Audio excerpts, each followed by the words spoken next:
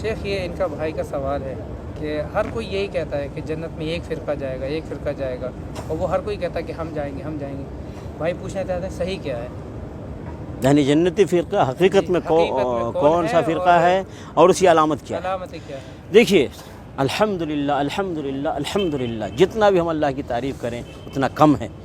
اللہ رب العالمین نے ہر خیر اور شر کی وضاحت کر دیا ہے قرآن مجید کے ذریعے، اور مزید ڈیٹیل اور تفصیل امام کائنات، رہبر اعظم، قائد اعظم، اعلیٰ حضرت، حکیم الامت محمد رسول اللہ صلی اللہ علیہ وسلم نے بھی ہر اچھی بات امت کو بتا دیا ہے اور ہر بری باتوں سے امت کو آگاہ کر دیا ہے۔ ٹھیک ہے، دیکھیے محمد رسول اللہ صلی اللہ علیہ وسلم نے خود بیان فرمایا کہ میری امت ستفترق امتی 73 فرقہ، کہ میری امت 73 فرقوں میں بٹ جائے گی۔ ایک پوری حدیث ہے، اس کا آخری ٹکڑا ہے، تو کلھا فی النار الا واحدہ،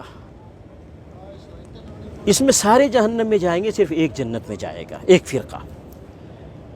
تو خود نبی علیہ الصلوۃ والسلام نے اس کو کلیئر کر دیا کہ جنت میں جانے والا فرقہ کون سا ہے، جہنم میں جانے والا فرقہ خود ہی معلوم ہو جائے گا۔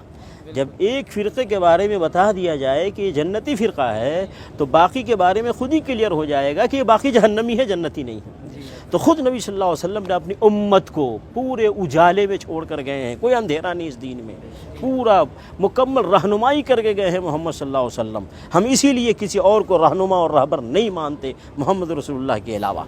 تو محمد رسول اللہ صلی اللہ علیہ وسلم نے رہبری کر دی اور فرمایا کہ جنتی فرقہ وہ ہے ما انا علیہ و اصحابی، جس طریقے پر میں ہوں اور میرے صحابہ ہیں، جس طریقے پر میں ہوں اور میرے صحابہ وہ جنتی فرقہ ہے۔ نبی علیہ السلام نے ایک علامت بتا دی، ایک پہچان بتا دی، اور یہ صحابہ کرام سے لے کر قیامت کی صبح تک کے لیے علامت اور پہچان ہے۔ کیا مطلب؟ کہ نبی علیہ السلام نے اپنے قول سے، نبی علیہ السلام نے اپنے فعل سے، اور صحابہ کرام نے اس دین اسلام کو سمجھ کر اس دین اسلام پر جیسے عمل کیا ہے، ویسے ہی جس نے اس دین اسلام کو سمجھا اور عمل کیا، ایک ہے اللہ کے نبی صلی اللہ علیہ وسلم قول اور فعل کے مطابق، اور دوسرا صحابہ کرام کے عقیدے اور عمل کے مطابق جو ہوگا وہ جنتی فرقہ ہے۔ کلیئر ہو گیا۔ اب ہر آدمی دیکھے، میں آپ کو مثالیں دیتا ہوں۔ ایک آدمی کہتا ہے محرم میں تعزیہ مناؤ، ٹھیک ہے، کوئی کہتا ہے نہیں منانا چاہیے، تو اب فیصلہ کہاں سے ہوگا؟ اور رسول اللہ صلی اللہ علیہ وسلم کی زندگی دیکھتے ہیں، صحابہ کرام کی زندگی دیکھتے ہیں، کیا محرم کا تعزیہ ملتا ہے نبی صلی اللہ علیہ وسلم صحابہ کی زندگی میں؟ اگر نہیں ملتا ہے تو اس کا مطلب ہے تعزیہ نہ منانے والے، ماتم نہ کرنے والے یہ جنتی فرقہ ہیں۔ کیوں؟ کہ نبی صلی اللہ علیہ وسلم اور صحابہ کے راستے پر ہیں۔ ایسے ہی ربیع الاول کا مہینہ آتا ہے، کوئی کہتا ہے عید میلاد النبی مناؤ، کوئی کہتا ہے عید میلاد النبی نہ مناؤ، تو ہم جائیں گے دیکھیں گے رسول اللہ صلی اللہ علیہ وسلم کی زندگی کو، صحابہ کرام کی زندگی کو، تو ہم دیکھتے ہیں کہ نبی صلی اللہ علیہ وسلم نے، صحابہ کرام نے عید میلاد النبی نہیں منایا۔ اس کا مطلب نہ منانے والے یہ نبی صلی اللہ علیہ وسلم کے طریقے پر بھی ہیں، صحابہ کرام کے طریقے پر بھی ہیں، تو یہ جنتی فرقہ ہے۔ اسی طریقے سے کوئی کہتا ہے کہ اولیاء کے مزار پر بلڈنگ بناؤ، اسی طریقے سے گنبد بناؤ، چادر چڑھاؤ، پھول چڑھاؤ، سجادہ نشین رکھو،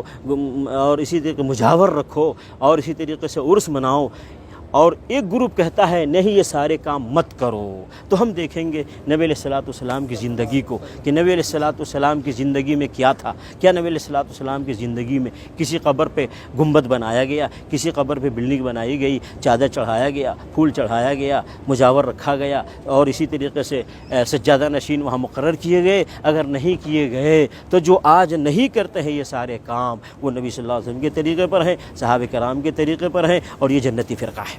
ایسے ہی کوئی آدمی آج کہتا ہے یہ غوث اعظم شیخ عبد القادر جیلانی غوث اعظم ہے، یا کوئی کہتا ہے یہ فلاں ولی غریب نواز ہیں، فلاں ولی بندہ نواز ہیں، فلاں نبی گنج بخش ہے، فلاں نبی داتا ہیں، فلاں نبی مشکل کشا ہیں، حاجت روا ہیں، کوئی کہتا ہے، ٹھیک ہے، اور کوئی کہتا ہے وہ سب نہیں ہے۔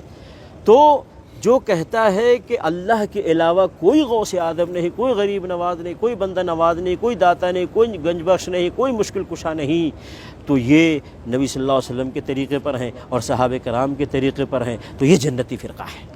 تو کلیئر ہے، نبی صلی اللہ علیہ وسلم نے علامت بتا دی، جو نبی صلی اللہ علیہ وسلم کے طریقے پہ ہوگا، صحابہ کرام کے طریقے پہ ہوگا، وہ جنتی فرقہ ہے، جو ان سے ہٹے گا وہ جہنمی فرقہ ہے۔ لوگ یہ کہتے ہیں یہ جو کر رہے ہیں غلط کیا ہے، ہوں؟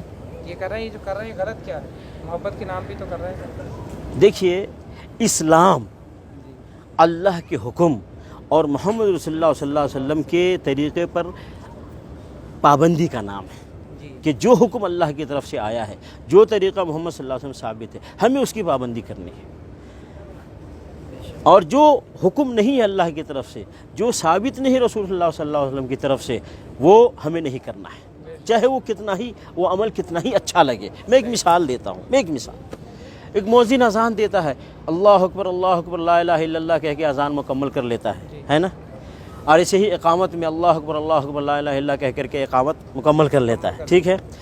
اب ایک دن مؤذن صاحب اذان دیتے کہتے اللہ اکبر لا الہ الا اللہ محمد رسول اللہ، اقامت کہتا ہے اللہ اکبر لا الہ الا اللہ محمد رسول اللہ، اذان بھی مکمل کرتا ہے، اقامت بھی مکمل کرتا ہے۔